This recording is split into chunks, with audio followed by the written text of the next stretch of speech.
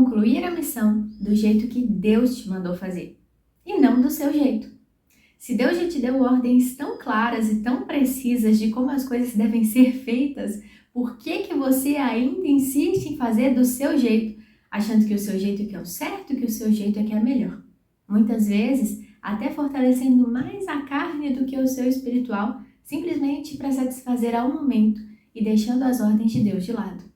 Você pode até pensar que, o resultado no final vai ser o mesmo, então pouco importa a maneira que eu vou chegar lá. Mas a verdade é que a forma como você leva o caminho pode interferir até mesmo se você vai ou não vai chegar lá. Se você quer aprender mais sobre a Palavra de Deus de um jeito simples e descomplicado, mas sem perder a verdadeira essência do Evangelho, esse canal é para você. Meu nome é Sara Santiago e seja muito bem-vindo. Hoje o nosso texto base é 1 Crônicas 13, do 1 ao 14, e fala assim: O rei Davi consultou todos os oficiais que comandavam grupos de 1000 homens e grupos de 100. Depois anunciou a todo o povo de Israel o seguinte: Se vocês acharem bom e se isso for da vontade do Senhor, nosso Deus, vamos mandar mensageiros ao resto dos nossos irmãos israelitas e aos sacerdotes e levitas nas suas cidades, para dizerem a eles que venham se reunir aqui com a gente. Aí nós iremos buscar a Arca da Aliança, pois ela ficou esquecida durante o reinado de Saul. Essa proposta agradou o povo e todos concordaram com ela. Então Davi reuniu todo o povo de Israel, desde a fronteira do Egito no sul até a subida de Amate no norte, a fim de levarem a Arca da Aliança de Quiriate-Jearim para Jerusalém. Davi e o povo foram até a cidade de Baalá, isso é, Quiriate-Jearim, no território da tribo de Judá, para tirar dali a Arca da Aliança de Deus, a qual tem o nome do Senhor, que se assenta no seu trono, acima dos querubins. Colocaram a arca num carro de bois novo e a levaram embora da casa de Abinadab. Uzá e Aiô guiavam o carro. Então Davi e todo o povo começaram a dançar com todas as suas forças em louvor a Deus. Eles cantavam e tocavam instrumentos musicais, isso é, harpas, liras, tambores, pratos, trombetas. Quando chegaram ao campo de debulhar cereais que pertencia a Quidom, os bois tropeçaram. Então Uzá estendeu a mão e segurou a Arca da Aliança. Na mesma hora, o Senhor ficou irado por Uzá ter tocado na arca e o matou. Ele morreu ali, na presença de Deus. Davi ficou furioso, porque Deus, na sua ira, havia castigado Uzá. Assim, até hoje, aquele lugar é chamado de Pérez-Uzá. Então, Davi ficou com medo de Deus e disse: E agora, como poderei levar comigo a Arca da Aliança?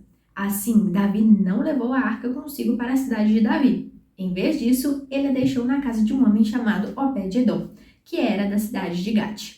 A arca ficou ali 3 meses, e Deus abençoou a família de Obed-Edom e tudo o que era dele. E antes de começar, nós vamos contextualizar um pouquinho, respondendo 2 perguntas.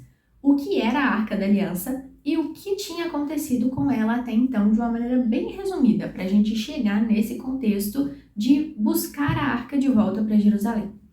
Bom, a construção da arca começou lá em Êxodo 25, exatamente lá quando Moisés estava tirando os israelitas do Egito e levando para a terra prometida.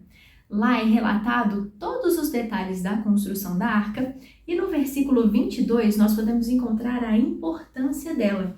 No versículo 22 de Êxodo 25 fala assim: Ali eu me encontrarei com você, e de cima da tampa, do meio dos querubins, eu lhe darei as minhas leis para o povo de Israel. Ali seria um lugar do encontro da presença de Deus. Por isso a arca tinha tanta importância e tanta relevância. Lá em 1 Samuel 4:11, nós vemos que a arca foi levada pelos filisteus quando eles ganharam uma batalha contra os israelitas. Mas logo depois ela foi devolvida e ela permaneceu na cidade de Quiriate-Jearim, uma cidade que ficava aproximadamente a 13 quilômetros de Jerusalém. E assim nós entramos no contexto de busca da arca. Mas lá no versículo 7, do nosso texto base, 1 Crônicas 13, nós podemos ver que essa busca da arca não foi feita da maneira que Deus havia ordenado. Eles colocaram a arca em carro de bois. Era um carro de bois novo, Mas eles levaram a arca embora dessa forma. E não foi assim que Deus ordenou que deveria ser feito. Nesse momento, o foco não era se o carro de bois era novo ou não, mas não deveria ter sido carregado sobre o carro. Deveria ter sido carregado de uma outra forma que nós vamos falar mais adiante. Mas fato é que isso gerou algumas consequências. E uma delas foi que Deus ficou irado quando Uzá colocou a mão sobre a arca, e isso está lá no versículo 10, que ele pagou com a própria vida. Nesse momento, Uzá foi morto por ter desobedecido outra ordem de Deus. Além de já não terem levado a arca da maneira que deveriam, ele tocou na arca de uma maneira que não deveria também. E assim ele teve consequências. E no versículo 13, nós vemos uma consequência ainda maior, em que a missão não foi completa. Davi não conseguiu levar a arca de volta. Então a arca parou ali no meio do caminho. E talvez você esteja se perguntando, mas como isso se relaciona com a nossa vida hoje? Como nós podemos tirar lições desse texto para aplicar na nossa vida? E uma delas, eu separei 3 exemplos. A primeira é que Deus nos mandou nos guardar para o casamento. Então, talvez você pense que um dia o casamento vai chegar e tudo isso vai se resolver e tá tudo bem, não tem problema eu viver a vida do jeito que eu levo. Mas primeiro, será que esse casamento realmente vai chegar? Ou você vai ficar enrolando e levando essa vida do jeito que você quer e no final nada disso vai ser resolvido? Quantas frustrações, quantos desgastes emocionais, quantas falsas expectativas você vai ter que acumular como consequência disso? E mais, como uma consequência ainda maior, que é não herdar o reino de Deus sem antes consertar a sua vida aqui na terra. Nós precisamos estar de acordo com a vontade de Deus para que o céu chegue para nós. Então, muitas vezes você pensa que, eu vou resolver, um dia eu vou resolver, mas se você não começar a agir em prol disso, pode ser que a missão não seja completa. Pode ser que o grande dia da volta do Senhor chegue e você, por conta de decisões erradas que você foi tomando ao longo do caminho, não consiga herdar o reino de Deus por conta disso. O segundo exemplo é honrar pai e mãe. Quantas e quantas vezes nós não vemos filhos que brigam e desonram os pais, mas pensam que um dia eu vou fazer as pazes, um dia tá tudo bem, um dia vai ser um novo dia das mães, como foi ontem, eu vou dar um presente para ela e tá tudo bem, achando que isso vai anular toda uma caminhada de desonra. Mas, na verdade, se nós almejamos o céu, se nós almejamos ser parecidos com Jesus, se nós almejamos estar em contato, em santidade com Deus, nós devemos obedecer às suas ordens. E desonrar os pais vai contra as ordens de Deus. Então, você não atinge o seu objetivo quando a sua caminhada está seguindo por um caminho errado, mesmo que as suas expectativas, mesmo que as suas intenções sejam boas e sejam até intenções de um dia consertar algo. Nós também devemos adorar somente a Deus. E esse é um dos maiores mandamentos que nós devemos ter claros na nossa mente e no nosso coração. Então, muitas vezes você fala que, tá tudo bem, eu vou na igreja no domingo e peço perdão, mas você vive uma caminhada completamente errada. Você vive uma caminhada em que qualquer pessoa que aparece te dá um mínimo de atenção, você se apega a ela, você se agarra a essa pessoa e trata ela como se fosse Deus. Isso pode ser um amigo, pode ser um namorado ou a namorada, pode ser o seu marido, pode ser um instrutor, um professor, um pastor. Você se apega a essa pessoa como se essa pessoa fosse Deus. E não é isso, Deus é insubstituível. E aí você pensa que pode ir na igreja no domingo, pedir perdão e voltar para os seus atos, mas está sendo uma caminhada que está indo para um lugar errado.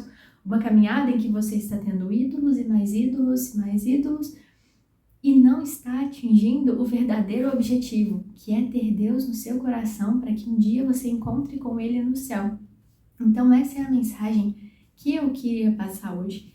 Nós devemos manter a obediência a Deus no caminho. Nós devemos entender que Deus estabeleceu ordens, que Deus estabeleceu regras e que nós devemos seguir essas ordens e essas regras no caminho, até mesmo para que os nossos objetivos sejam alcançados. E como cristãos, se os nossos objetivos incluem estar no céu e estar com Jesus, nós devemos ter ainda mais consciência de que é necessário seguir as ordens dele aqui na terra.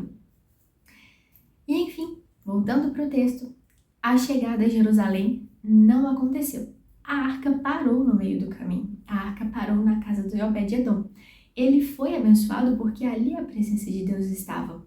E talvez essa mensagem tenha falado ao seu coração, você tenha refletido sobre pontos que precisam ser mudados e talvez você pense, poxa, será que ainda dá tempo de reverter isso? E eu quero te dizer que dá. E por isso a gente vai lá para Crônicas 15. E aí sim, a gente vai ler a maneira correta. Nos versículos 1 ao 4 fala assim: para o seu próprio uso, Davi construiu casas na cidade de Davi. Também preparou um lugar para a arca da aliança de Deus e armou uma barraca para ela. Então disse: somente levitas podem carregar a arca da aliança, porque foram eles que o Senhor escolheu, que o Senhor Deus escolheu a fim de carregá-las para servi-lo para sempre. Então Davi chamou todo o povo de Israel a Jerusalém, a fim de trazer a arca da aliança para o lugar que ele havia preparado para ela. Em seguida, mandou buscar os descendentes de Arão e os levitas. Aqui aconteceu uma mudança no caminho, uma mudança no trajeto. A arca já não viria mais carregada por bois, a arca viria carregada pelos levitas. E então, lá nos versículos 13 e 15, do 13 ao 15, fala assim: não foram vocês que a carregaram da primeira vez, e por isso o Senhor nosso Deus nos castigou, por não termos consultado como deveríamos. Então os sacerdotes e os levitas se purificaram, a fim de carregar a arca da aliança do Senhor, o Deus de Israel. Os levitas a carregaram nos ombros pelos cabos, como Deus havia mandado, por meio de Moisés. E assim a arca conseguiu chegar até Jerusalém. E assim, obedecendo o caminho, obedecendo a forma como Deus havia ordenado que deveria ser o trajeto, que deveria ser o caminho, a arca foi levada de volta para Jerusalém. A bênção de Deus sobre as nossas vidas, ela traz consigo muitas responsabilidades. A maneira como nós obedecemos e como nós servimos a Deus interfere muito no final, interfere muito como nós vamos chegar lá, e se é que nós vamos chegar lá. Por isso nós devemos obedecer a Deus. Obed-edom, um dos personagens dessa história, foi tão abençoado, mas tão abençoado por ter experimentado da presença de Deus, que lá nos versículos 23 e 24 fala assim: Quias e Elcana, junto com Obed-edom e Jeías, foram escolhidos para serem os guardas da arca da aliança. Para tocarem trombetas em frente à arca, foram escolhidos os sacerdotes Sebanias, Josafá, Netanel, Amazai, Zacarias, Benaías e Eliezer. Obed-edom saiu de sua casa e foi acompanhando a arca da aliança até ser escolhido como um dos guardas, porque a presença de Deus foi tão grande na sua vida que a imagem que esse versículo nos passa é de que ele não queria sair de perto dela. Espero que esse devocional tenha falado ao seu coração. Não se esqueça de que nós devemos obedecer a Deus no caminho. Não importa o quão boas sejam as nossas intenções, as ordens de Deus devem estar em primeiro lugar. Não importa se nós temos expectativas de que nós vamos conseguir concluir. Se nós não estamos fazendo o certo no caminho, nós não vamos conseguir chegar lá. É importante que nós estejamos sempre em contato com Deus, seguindo as suas ordens da maneira exata como Ele falou, para que um dia nós possamos nos encontrar com Ele. Se essa palavra falou ao seu coração, eu peço para que o Espírito Santo gere arrependimento e mudança de rota na sua vida. Não é fácil ser cristão, nós devemos fazer muitos sacrifícios por isso. Mas com certeza, olhando lá na frente e sabendo que um dia nós vamos nos encontrar com Deus, todos esses sacrifícios valerão muito a pena e já estão valendo muito a pena. Que Deus esteja com você e até o próximo devocional. Tchau!